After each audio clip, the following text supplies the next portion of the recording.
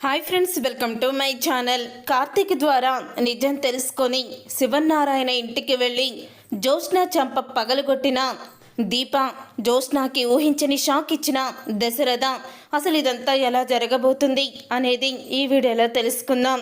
ఇక జ్యోత్స్న చేసిన కుట్ర ప్రకారమే కార్తీక్ అయితే స్టేజ్ మీదకి వెళ్ళిన తర్వాత సత్యరాజు రెస్టారెంట్కి బెస్ట్ రెస్టారెంట్ ఆఫ్ ది ఇయర్గా అవార్డు రావడం నాకు చాలా సంతోషంగా ఉంది. కానీ ఈ అవార్డు నేను తీసుకోవడం లేదు.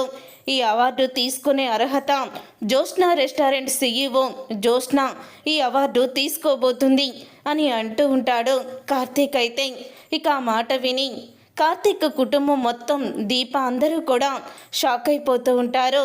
ఏంటి అవార్డు నాకు ఇవ్వమని బావ చెప్పడం నీకు షాకింగ్గా ఉంది కదా, చూస్తూ ఉండు. ఈ అవార్డే కాదు, బావ పక్కన నీ స్థానాన్ని కూడా నువ్వు కోల్పోయేలా చేస్తాను అని అంటూ ఉంటుంది జ్యోత్స్న.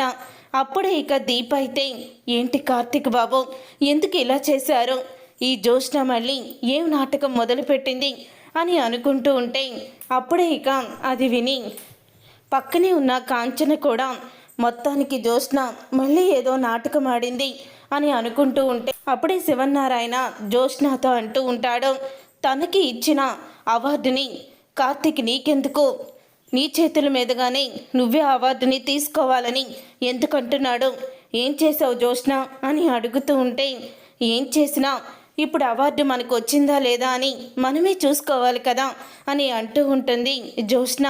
అప్పుడే సత్యరాజు మైక్ తీసుకుంటాడు. మైక్ తీసుకొని, ఈరోజు నా రెస్టారెంట్కి అవార్డు రావడానికి కారణం కార్తీక్. కానీ కార్తీక్ ఏమైందో తెలియడం లేదు, కానీ జ్యోత్స్నకి ఈ అవార్డు రావాలని అంటున్నాడు. కానీ దీంట్లో కార్తీక్ కష్టమే ఉంది తప్ప ఎవరి కష్టం లేదు. ఇప్పుడు వాళ్ళ స్వార్థానికి ఈ అవార్డుని కూడా వాళ్ళే దక్కించుకోబోతున్నారు అని సత్యరాజు అనేసరికి ఒక్కసారి జ్యోత్స్న షాక్ అయిపోతూ ఉంటుంది. మా బావ తనకి సంబంధించిన అవార్డు ఇస్తానంటే మీరెందుకు అలా మాట్లాడుతున్నారు అని జ్యోత్స్న అంటూ ఉంటే, ఇది ఒకరి కష్టాన్ని సులువుగా లాక్కోవడం అనేది చేతగానితనం జ్యోత్స్న. అదే నువ్వు నీ రెస్టారెంట్ గురించి కష్టపడి పనిచేసి నువ్వు ఆ రెస్టారెంట్ పైకి తీసుకువచ్చి అవార్డు తీసుకుంటే అప్పుడు గొప్పగా ఉండేది. ఇప్పుడు కార్తీక్ ఎందుకు మనసు మార్చుకున్నాడో తెలియదు, కానీ ఇలాగా అవార్డు ఒకరి నుంచి లాక్కోవడం అనేది చాతగానితనమే అని అంటూ సత్యరాజు అయితే స్టేజ్ మీద ఊహించని షాక్ ఇచ్చేస్తాడు జ్యోత్స్నకి. అప్పుడే ఇక శివనారాయణ అయితే, నువ్వు ఈ విధంగా నాకు అవార్డు తీసుకురావాలని చూసావా, ఇలాంటి అవార్డు నాకు అవసరం లేదు, పద వెళ్దాం అని జ్యోత్స్నని అక్కడి నుంచి తీసుకువెళ్ళిపోతాడు శివనారాయణ. అయితే అప్పుడే ఇక కార్తీక్ అయితే ఆనందపడుతూ ఉంటాడు. కార్తీక్, ఇది మీ అవార్డు మీకే దక్కాలి అని అంటూ ఉంటాడు సత్యరాజు. మొత్తానికి కార్తీక్కే అవార్డు అయితే వస్తుంది. అప్పుడే ఇక అయినా సరే దీప ఆనందంగా ఉండదు. దీప ఆనందంగా ఉండకుండా తను ఏదో ఆలోచిస్తూనే ఉంటుంది. తర్వాత ఇంటికైతే వెళ్తారు అందరూ కూడా. అప్పుడే ఇక కాంచన అందరూ కూడా కార్తీక్ని అడుగుతూ ఉంటారు, అసలు జ్యోత్స్న ఎందుకు అంతలా తెగించి నిన్ను అడుగుతుంది, నువ్వు జ్యోత్స్నకి అవార్డు ఇవ్వాలని ఎందుకన్నావు, తనకి అగ్రిమెంటు ఎందుకు రాశావు, 10 కోట్లు ఎందుకు కట్టాలి, ఎందుకు అప్పు చేశావని అడుగుతూ ఉంటే, ఇప్పుడు నన్నేమీ అడగొద్దు, మీ అందరికీ నేను తర్వాత చెప్తాను అని అంటూ ఉంటే, అప్పుడే ఇక ఆ మాట విని దీప అయితే కార్తీక్ మాటలు నమ్మదు. కార్తీక్ లోపలికి వెళ్ళిపోయిన తర్వాత దీప లోపలికి వెళ్తుంది. లోపలికి వెళ్ళి కార్తీక్ని అడుగుతూ ఉంటుంది, చెప్పండి కార్తీక్ బాబు, నిజం చెప్పండి, అసలు ఏం జరిగింది అని అడుగుతూ ఉంటుంది దీప. చెప్పాను కదా దీప, తన దగ్గర అప్పు చేశాను, అగ్రిమెంట్ రాశానని అని అంటూ ఉంటాడు కార్తీక్. అయితే లేదు కార్తీక్ బాబు, మీరు జ్యోత్స్న దగ్గర అప్పు చేయడం ఏంటి, అగ్రిమెంట్ రాయడం ఏంటి, అది కూడా నా వల్లే అని జ్యోత్స్న అంటుంది, నాకేమీ అర్థం కాలేదు, నిజం చెప్పండి అని అడుగుతూ ఉంటే, అప్పుడే ఇక దీప అయితే అలా అడిగేసరికి కార్తీక్ అయినా సరే నిజం చెప్పడం, నిజం చెప్తారా లేదా అని కార్తీక్ చెయ్యని తన తల మీద పెట్టుకొని నిజాన్ని అడుగుతుంది జ్యోత్స్న. అప్పుడే ఇక కార్తీక్ అయితే అంటూ ఉంటాడు, దీప ఆ రోజు ఏం జరిగిందంటే అని కార్తీక్ అయితే ఇక నిజం చెప్తూ ఉంటాడు. నువ్వు ప్రాణాపాయ స్థితిలో ఉన్నావు, నీకు బ్లడ్ దొరకలేదు. నీ బ్లడ్ గ్రూపే సుమిత్ర అత్తది, జ్యోత్స్నాది, అలాగే తాతది. అందుకనే నేను అక్కడికి వెళ్ళిన తరువాత వాళ్ళని ప్రాధేయపడ్డాను. ఎవ్వరు కూడా బ్లడ్ ఇవ్వననే చెప్పారు. తరువాత మావయ్య అత్తని వెళ్ళమంటే జ్యోత్స్న బ్లడ్ ఇవ్వడానికి వచ్చింది. జ్యోత్స్న బ్లడ్ ఇవ్వడానికి వచ్చిన తర్వాత టోనర్స్ కూడా బ్లడ్ ఇవ్వాలని వచ్చారు. కానీ నీకు బ్లడ్ ఇవ్వాలనుకున్న టోనర్స్ని జ్యోత్స్న ఆపేసింది. అప్పుడు జ్యోత్స్న వాళ్ళు బ్లడ్ ఇవ్వాలంటే నువ్వు నేను చెప్పినట్టు ఖాళీ పత్రాల మీద ఈ అగ్రిమెంట్ మీద సంతకం చేయాలి. మనసా వాచా కర్మనా నేనేం చెప్పినా చేస్తానని దీని మీద నేను అష్టం వచ్చినట్టు రాసుకుంటాను, నీకేమీ సంబంధం లేదు అని అంది. నీ ప్రాణాలని కాపాడుకోవాలని ఏం చేయాలో దిక్కుతోచని పరిస్థితుల్లో నేనైతే సంతకం పెట్టాల్సి వచ్చింది దీప అని అంటూ ఉంటాడు. కార్తీక్ అయితే అదే అగ్రిమెంట్ని తను ఇప్పుడు తనకి సులువుగా మార్చుకొని ఇప్పుడు తను నన్ను బ్లాక్మెయిల్ చేస్తుంది అని అంటూ ఉంటే అప్పుడే ఆ మాట విని దీప షాక్ అయిపోతూ ఉంటుంది. మీరు సంతకం పెట్టకుండా ఉండుంటే సరిపోయేది, నా ప్రాణాలు పోయినా కూడా నాకు పర్వాలేదు. కానీ ఇప్పుడు జ్యోత్స్న దాని మీద తన ఇష్టం వచ్చినట్టు రాసుకుంటుంది. ఒకవేళ దీపని వదిలేసి నా దగ్గరికి వచ్చాయని రాసుకున్నా కూడా మీరు వెళ్ళాల్సిందే కదా అని అంటూ ఉంటే అది కాదు దీప అని అంటూ ఉంటాడు కార్తీక్ అయితే. అప్పుడే ఇక దీప అన్న మాటలకి, చూడు దీప, నువ్వు చాలా దూరం ఆలోచిస్తున్నావు. కానీ ఒకవేళ అదే పరిస్థితి వస్తే నేనేం చేస్తానో తెలుసా? చావునన్నా చేస్తాను, కానీ జ్యోత్స్న పక్కన మాత్రం నేను భర్తగా ఉండను అని అంటూ ఉంటాడు కార్తీక్ అయితే. అప్పుడే దీప అంటూ ఉంటుంది, జ్యోత్స్నాని మనం తక్కువ అంచనా వేసాం కార్తీక్ బాబు. జ్యోత్స్నాని తక్కువ అంచనా వేయకుండా జ్యోత్స్నాని ఎప్పటికప్పుడు తొక్కి పడేస్తే సరిపోయేది, కానీ చాలా పెద్ద తప్పు చేశాము అని అంటూ ఉంటే ఇక ఆ మాట విని కార్తీక్ అయితే అంటూ ఉంటాడు, మనకి ఏదో ఒక రోజు వస్తుంది దీప, నువ్వు కంగారు పడకో, జ్యోత్స్న ఆగడానికి అడ్డుకట్ట వేసే సమయం ఉంది అని అంటూ ఉంటాడు కార్తీక్ అయితే. అప్పుడే చెప్తూ ఉంటుంది దీప అయితే, లేదు కార్తీక్ బాబు, దీనికి ఏదో ఒకటి మనం ముగింపు చెప్పాల్సిందే. ఇప్పుడు అగ్రిమెంట్ని అడ్డం పెట్టుకొని అవార్డు తీసుకోవాలనుకుంది, రేపటి రోజున తను ఎంతకైనా తెగిస్తుంది అని అంటూ ఉంటుంది దీప. అప్పుడే ఇక కార్తీక్ అయితే, నువ్వు దీని గురించి ఎక్కువగా ఆలోచించుకు దీప, నేనేదోటి చేస్తాను అని కార్తీక్ అంటూ ఉంటాడు. ఇదంతా ఇలా జరుగుతూ ఉండంగానే శివన్నారాయణ ఇంటికి వెళ్ళిన తరువాత అప్పుడే ఇక జ్యోత్స్నతో అంటూ ఉంటాడు, నువ్వు కార్తీక్ని బెదిరించి అవార్డు తీసుకోవాలనుకున్నావు, కానీ అక్కడ అవార్డు అనేది కష్టపడితే వచ్చేది, అంతే తప్ప భయపడి తీసుకునేది కాదని ఆ సత్యరాజు నీ గురించి అలా మాట్లాడుతూ ఉంటే నేను కోపంతో రగిలిపోయాను. నన్ను సత్యరాజు అక్కడికి పిలిచి నీ మనవరాలు ఇంత నీచంగా ప్రవర్తిస్తుంది అని అంటే నా తల తీసేసినట్టయింది అని శివన్నారాయణ అంటూ ఉంటాడు. అప్పుడే ఇక దశరథ అయితే, ఏం జరిగింది నాన్న, ఎందుకు మీరు అలా మాట్లాడుతున్నారు? అసలు అవార్డు ఫంక్షన్కి నువ్వెందుకు వెళ్ళావు జ్యోత్స్న అని అడుగుతూ ఉంటే అప్పుడే ఎందుకు వెళ్తుంది, మన పరువు తీయడానికి వెళ్తుంది అని అంటూ ఉంటాడు శివన్నారాయణ. తీరా అక్కడికి వెళ్ళిన తర్వాత ఈ అవార్డు జ్యోత్స్నకే చెందుతుంది, నాకు అర్హత లేదు అని చెప్పి కార్తీక్ అన్నాడు. అప్పుడే సత్యరాజు మైక్ తీసుకొని భయపెట్టి బెదిరించి అవార్డు తీసుకుంటే దాని వెనకాల కష్టం మాత్రం కార్తీక్దే అవుతుంది, కానీ జ్యోత్స్నది ఎందుకు అవుతుందంటూ తను అందరి ముందు నన్ను అవమానించాడు అని అంటూ ఉంటాడు శివన్నారాయణ అయితే. అప్పుడే దశరథ, అసలు కార్తీక్ నీకు అవార్డు ఎందుకు ఇవ్వాలనుకున్నాడు? కార్తీక్ని అవార్డు నీకు వచ్చేలాగా ఏం చూపించి బెదిరించావు అని అడుగుతూ ఉంటాడు దశరథ. అప్పుడే ఇక సుమిత్ర కూడా అడుగుతూ ఉంటుంది, నేను చెప్తాను అని దీప అయితే అక్కడికి వస్తుంది. ఇక దీపని చూసి జ్యోత్స్న షాక్ అయిపోతూ ఉంటుంది. అప్పుడే ఇక దీప ఇంటికి రావడం చూసి సుమిత్ర, నువ్వెందుకు వచ్చావు అని అడుగుతూ ఉంటే, మీ కూతురు అమాయకురాలు కదా సుమిత్ర గారు, పాపం అమాయకురాలైన మీ కూతురు చేసిన నిర్వాహకం మీకు తెలియాలి కదా, అందుకనే చెప్పడానికి వచ్చాను అని అంటూ ఉంటుంది దీప. అప్పుడే ఇక జ్యోత్స్న అయితే కార్తీక్ బావా అగ్రిమెంట్ విషయం దీపకి చెప్పేశాడా అని అనుకుంటూ ఉంటుంది. జ్యోత్స్న అసలు నువ్వు నా గురించి చెప్పేదేంటి? ముందు బయటికి పో, మా ఇంట్లో నుంచునే అర్హతే లేదు. నువ్వు మా డాడీని చంపాలని చూసావు. నీలాంటి దాన్ని ఇంట్లోకి రానివ్వడమే మేము చేస్తున్న తప్పు అని అంటూ ఉంటే అప్పుడే ఇక ఆ మాట విని అంటూ ఉంటుంది దీప, ఏంటి మీ నాన్నని నేను చంపించాలని చూస్తున్నానా? అసలు గన్నులో బుల్లెట్లే లేకుండా మీ నాన్నకి బుల్లెట్ ఎలా తగులుతుంది? ఆ బుల్లెట్ ఎలా మిస్ అయ్యిందో నువ్వు పోలీసులు నిన్ను విచారించేటప్పుడు నీకు తెలుస్తుందిలే. నిజాలు అనేవి ఎన్నో రోజులు దాగవు జ్యోత్స్న. నువ్వు చేసేవన్నీ కూడా ఎవరికి తెలియవనుకొని చేసేస్తున్నావు. కానీ నిజాలు బయటపడితే నిన్ను కుక్క కన్నా హీనంగా చూస్తారని నీకు అర్థం కావట్లేదు అని దీప అంటూ ఉంటుంది.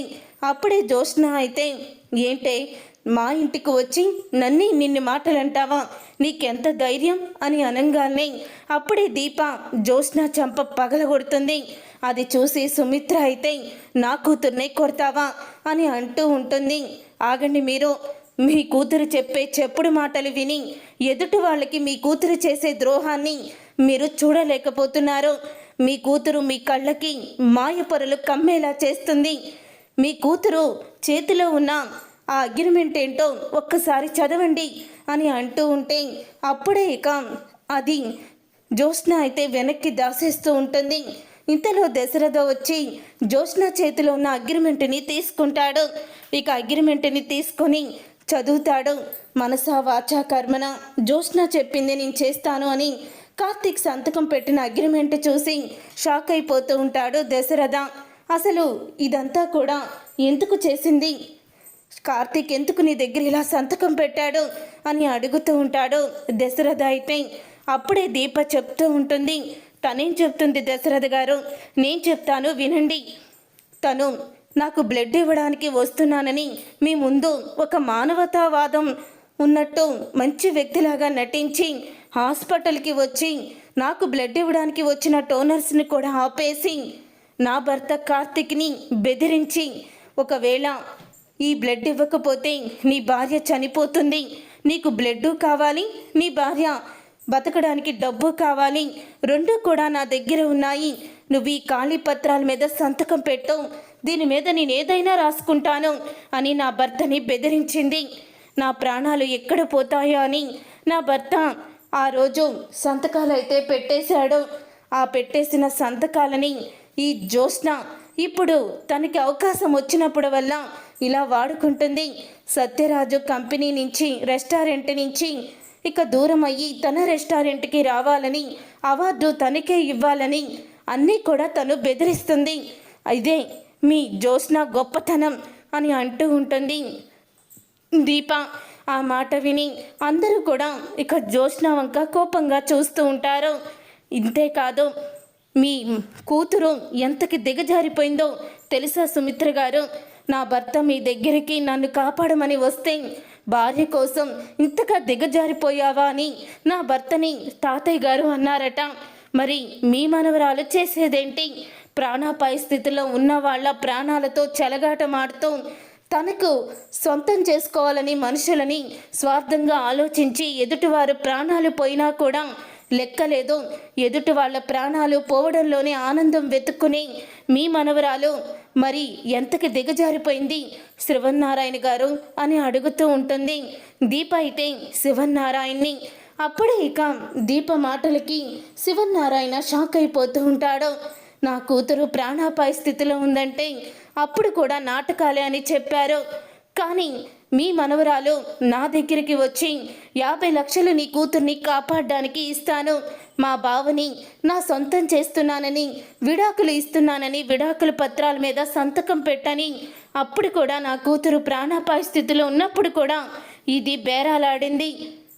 కానీ నా కూతురుకి ఆ దేవుడి దయ ఉంటుందని నాకు ముందే తెలుసు. కార్తిక్ బాబులాగా నేను భయపడలేదు, సంతకం పెట్టలేదు. ఆ రోజు కూడా ఇలాగే వచ్చి బేరాలాడింది. మీ మనవరాలు చెప్పే మాటలన్నిటిలో కూడా నిజం ఉందనుకొని మీరు ఎంతో ఆనందపడుతున్నారో అది నిజాలు కాదు, తన స్వార్థం ఆలోచిస్తుంది. ముందు అది గ్రహించండి. కూతురు ఎక్కడికి వెళ్తుందో ఏం చేస్తుందో నీ ఏమీ కూడా పట్టించుకోలేని తల్లిదండ్రులు మీరు అని అంటూ దీప అయితే అంటూ ఉంటుంది. ఇంకోసారి అగ్రిమెంట్ని వంక పెట్టుకొని మా జీవితాల్లోకి రావాలని చూస్తే ఈసారి నువ్వు నన్ను చంపించడం కాదు, నేనే డైరెక్ట్గా వీళ్ళందరి ముందు నిన్ను చంపేస్తాను అని దీప అయితే ఊహించని షాక్ ఇచ్చేస్తుంది జ్యోత్స్నాకి. అప్పుడే అది విని అందరూ కూడా షాక్ అయిపోతూ ఉంటారు. దీప అక్కడి నుంచి వెళ్ళిపోతుంది.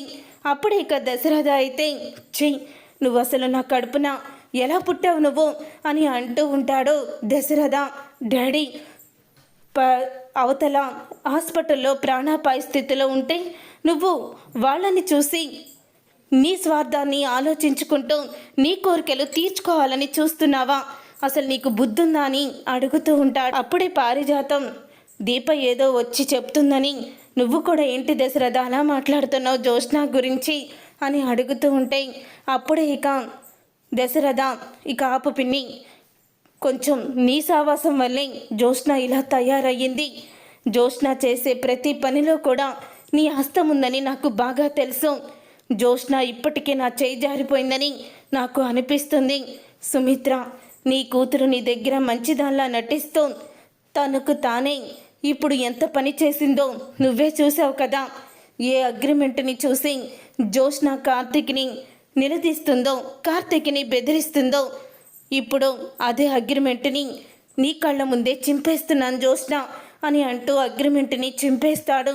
ఇంకోసారి ఇలా అగ్రిమెంట్లు రాయించుకొని నీ ఇష్టం వచ్చినట్టు ప్రవర్తించాలని చూస్తే మాత్రం ఆ తర్వాత పరిణామాలు తీవ్రంగా ఉంటాయి అని అనడంతో అప్పుడే ఒకేసారి డాడీ ఏం చేస్తున్నావు నువ్వు అని అంటూ ఉంటే ఏం చేస్తున్నానా, నీకు బుద్ధొచ్చేలా చేస్తున్నాను అని అంటూ ఉంటాడు దశరథ. అప్పుడే ఇక దశరథ గట్టిగా అరిచేసరికి తనకి గుండె నొప్పి కూడా వస్తుంది. అప్పుడే అక్కడికక్కడే సోఫాలో కూర్చుండిపోతాడు.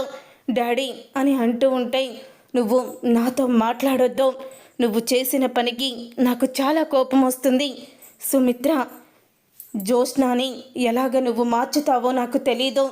జ్యోత్స్న మాత్రం కార్తీక్ దీపల్ని ఇంకెప్పుడు కూడా కలవడానికి వీల్లేదు, వాళ్ళ జోలికి వెళ్ళడానికి కూడా వీల్లేదు. నాకు ఇప్పుడు అనుమానంగా ఉంది, నిజంగా నువ్వేనా దీపని చంపించాలని చూసింది అని అడిగేస్తాడు దశరథ. అప్పుడే ఇక జ్యోత్స్న షాక్ అయిపోతూ ఉంటుంది. నువ్వు గౌతమ్ని పెళ్లి చేసుకోవడం అంతా కూడా నిజమేనా? గౌతమ్తో పెళ్లికి నిజంగానే ఒప్పుకున్నావా, లేకపోతే గౌతమ్ చెడ్డవాడని తెలిసి దీపని అందరి ముందు కూడా చెడ్డదానిగా చూపించాలని ఒప్పుకున్నావా అని అడుగుతూ ఉంటే జ్యోత్స్న వణికిపోతూ ఉంటుంది. మీరు ఆగండి జ్యోత్స్న, నువ్వు నీ గదిలోకి వెళ్ళిపో అని సుమిత్ర అయితే అనేసరికి జ్యోత్స్న అయితే గదిలోకి వచ్చేస్తుంది. అప్పుడే డాడీ ఏంటి ఈరోజు నేను చేసినవన్నీ ఏదో తనకి తెలిసినట్టుగా మాట్లాడుతున్నారు అని జ్యోత్స్న ఇక ఆలోచనలో పడుతుంది. అంతలో పారిజాతం అయితే వస్తుంది. ఇక పారిజాతం వచ్చి అంటూ ఉంటుంది, ఇదేంటే ఇలా సీన్ అంతా రివర్స్ అయిపోయింది, ఇప్పుడేం చేద్దాం అని అడుగుతూ ఉంటే నన్నేమీ మాట్లాడించుకు గ్రాని, నాకేమీ అర్థం కావడం లేదు.